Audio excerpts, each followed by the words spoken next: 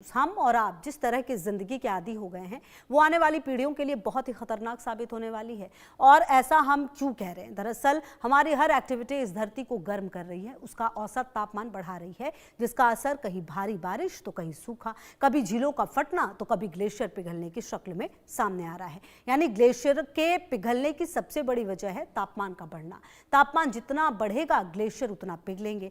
यही नहीं, अगर ऐसा ही जारी रहा तो इस सदी के जाते जाते दुनिया का एक बड़ा हिस्सा पानी को तरस जाएगा। एक रिपोर्ट। कुदरत का कहर, बेबस इंसान। तेजी से पिघल रहे ग्लेशियर, नदियों के अस्तित्व पर संकट। मिट जाएगा नदियों का नामो निशान, बूंद बूंद को तरसेंगे लोग। एशिया में बर्फ से ढकी ऊंची चोटियां अब मानसून की बदलती चाल और बढ़ती गर्मी से तेजी से पिघल रही हैं। यानी जो बर्फ के पहाड़ कभी धरती के ठंडे इलाकों को ठंडा रखते थे, अब गर्म हवाओं के आगे टिक नहीं पा रहे हैं। यूनिवर्सिटी ऑफ यूटा और वर्जीनिया टेक से जुड़े वैज्ञानिकों ने नई रिसर्च में दावा किया है कि एशिया के ऊंचे पहाड़ों पर ग्लेशियर हर साल 22 गीगाटन से ज्यादा बर्फ खो रहे हैं। यानी हर साल ग्लेशियरों से इतना पानी रिस रहा है कि एक साथ करीब 9 करोड़ ओलंपिक स्विमिंग पूलों को भरा जा सकता है। जलवायु परिवर्तन की वजह से बढ़ती गर्मी तो ग्लेशियरों पर जमा बर्फ के पिघलने की बड़ी वजह है। साथ ही अब दक्षिण एशियाई मानसून में आ रहे बदलाव भी इस प्रोसेस को और तेज कर रहे हैं।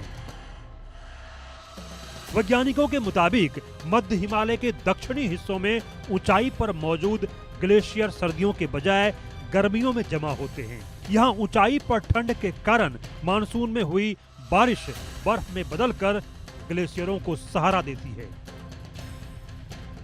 लेकिन जब बर्फबारी कम होती है तो ग्लेशियर सिकुड़ने लगते हैं। बढ़ती गर्मी न सिर्फ पिघलने की रफ्तार को बढ़ाती है, बल्कि बारिश और बर्फबारी के पैटर्न को भी बिगाड़ देती है। इससे बरसात का समय छोटा हो सकता है, बारिश बर्फबारी घट सकती है या बर्फ की जगह बारिश हो सकती है। नतीजतन ग्लेशियरों में बर्फ कम जमा होती है और पिघलना कहीं ज्यादा तेज हो जाता है।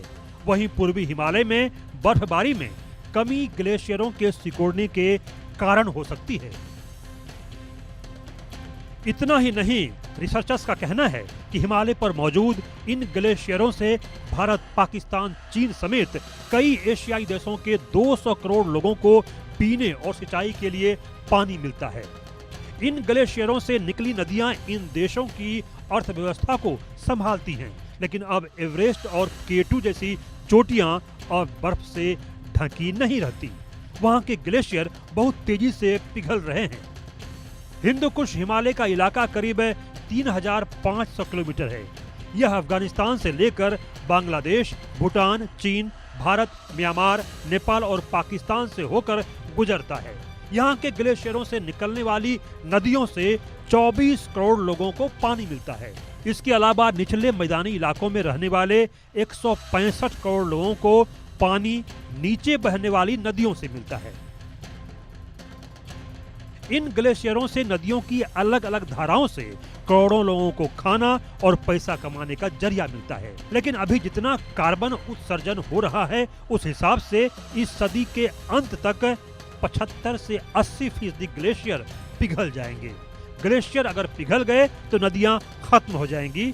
फिर पानी कहां से पिएंगे, सिंचाई कहां से करेंगे? यूनिवर्सिटी ऑफ यूटा और वर्जीनिया टेक की रिसर्च से ये दर्दनाक सच्चाई सामने आई है। साफ है, हमारी आज की जीवन शैली हम पर भारी पड़ रही है। ऊर्जा यानी एनर्जी का अंधाधुंध इस्तेमाल हमारी दुनिया को एक ऐसे मोड़ पर ले गया है जहां से लौटना दिन ब दिन मुश्किल होता दिख रहा है। यानी हम अपनी बर्बादी की कहानी हर रोज लिख रहे हैं। यही हाल रहा तो कुछ दशक बाद हमें अनाज और पानी जैसी हमारी मूल जरूरतों के लिए हमें तरसना पड़ सकता है। Bureau report, India news. तो पूरी रिपोर्ट आपने देखी। हमारे साथ डॉक्टर विजय कुमार जोशी, पूर्व निदेशक जीएसआई, जुड़ गए। बहुत स्वागत है sir, very good evening. India news में आने के लिए आपका बहुत शुक्रिया भी। सर, मेरा पहला सवाल ये है, ये जो हम पिछले कुछ समय से जो ये पूरा वातावरण है, अगर इसमें बदलाव को हम समझें, बहुत तेजी से सब कुछ बदल रहा है। आजकल मौसम वैसा नहीं रहा जैसे पिछले 10 साल पहले होता है। 10 साल भी दूर की बात, अगर 5 साल पहले को भी देखें सर, ड्रास्टिक चेंज आ गया है। क्या संकेत दे रहा है ये जो बदलाव है, वो क्या संकेत दे रहे हैं? देखिए, प्रकृति का नियम है बदलाव।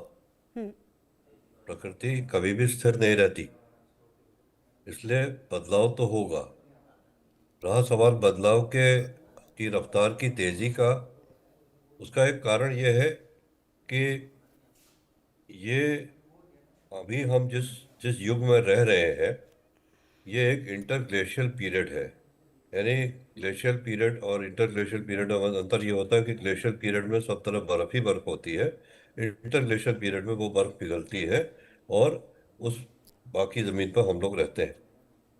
तो इस पीरियड में अधिक गर्मी भी होती है, इसीलिए बर्फ पिघलती है।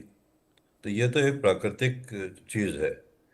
अब इसमें चिंता की बात यह है, आपने अभी जैसा कहा कि पीने के पानी को तरसेंगे। पीने के पानी को तो बाद में तरसेंगे, उसके तो और भी हमने अपने लिए मुसीबतें मोल ले रखी हैं ग्लेशियरों के अलावा। हमारे देश में यानी हमारी टेरिटरी में भारतीय भूवैज्ञानिक सर्वेक्षण के अनुसार 9,575 ग्लेशियर है, जिनमें से 25 से 30 ग्लेशियरों की हर साल मॉनिटरिंग हो पाती है, क्योंकि वो इतना रिमोट होते हैं कि अधिकांश ग्लेशियरों की का फिजिकल वेरिफिकेशन नहीं हो पाता, वहाँ पहुँच के वेरिफिकेशन नहीं हो पाता। जहाँ तक पहुँच सकते हैं वहाँ पर पहुँच के काम करते हैं। जी, तो अच्छा। ये आज से 1,15,000 साल पहले तो ग्लेशियर थे ही नहीं। ये बने हैं 1,15,000 साल पहले, और करीब 11,700 साल पहले ग्लेशियर सिकुड़ गए काफ़ी। उसके बाद फिर करीब 400 से 700 साल पहले एक लिटिल आइस एज आई थी, जिसमें कि केदारनाथ मंदिर और बद्रीनाथ मंदिर 400 साल तक बर्फ के अंदर दबे रहे। तो यहाँ उस वक्त ऋषिकेश तक बर्फ आ गई थी, ग्लेशियर की बर्फ थी।